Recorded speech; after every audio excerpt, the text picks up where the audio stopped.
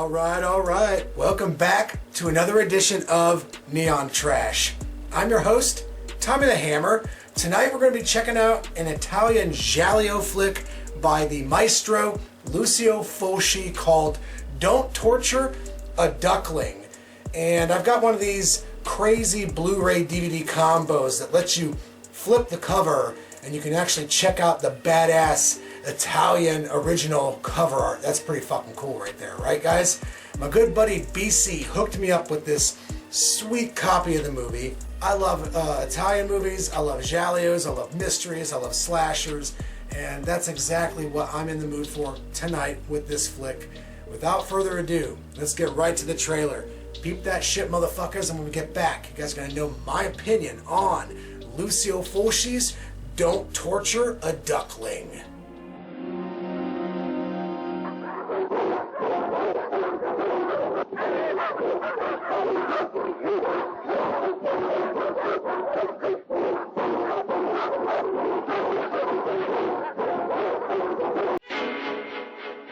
È qui. È qui. È qui. Lo sento. È qui.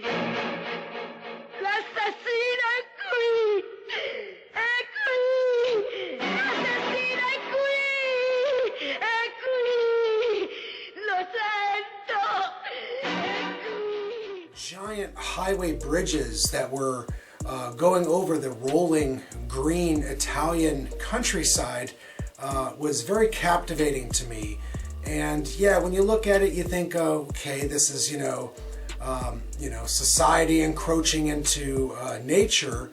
But in my opinion, it was like a fantasy movie. It was like looking at a giant ancient bridge kind of going across the rolling hills. And that is key, in my opinion, in terms of a giallo film, is the lines between reality and fantasy become blurred.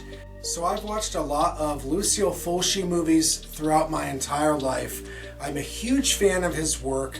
Everything from The Beyond to House by the Cemetery to City of the Living Dead really speaks to me, and it speaks to his legions of fans. I gotta say, this is probably Lucio Fulci at his most controlled, at his most focused and sharpened.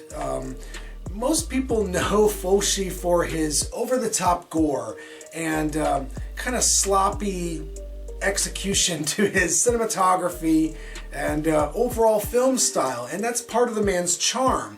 He was very exploitative while also bringing a certain craft to his overall elements. With all that being said, guys, this movie is definitely not perfect. It has a rather confusing narrative, and as I was watching the movie, there were elements to it where I was connected and understood what was going on. But then there was also elements to the movie where I was confused and lost and wondering what exactly the fuck is going on.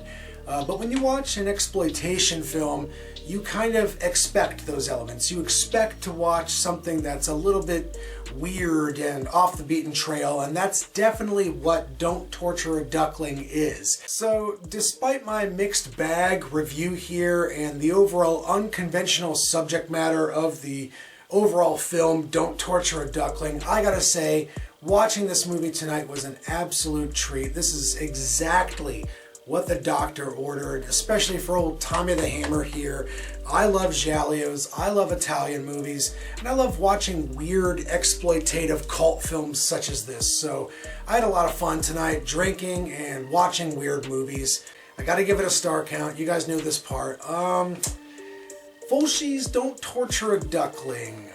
Definitely not my favorite out of all of the movies that he has directed, and let's face it, he's directed a lot of them. Most people consider this one of his earlier efforts. Well, if you look at his filmography, you'll see that he has filmed a ton of movies even before this one. Out of 10 stars, I think I could give Don't Torture a Duckling. Right now, I'm kind of leaning at a flat 7. It's good. It's really good. and it's definitely an offbeat giallo movie, but it's not my favorite giallo movie, and it's also not my favorite Fulci movie. It warrants a review, and I can't wait to check it out again. I hope I've been informative. Until the next time, tune in to Neon Motherfucking Trash.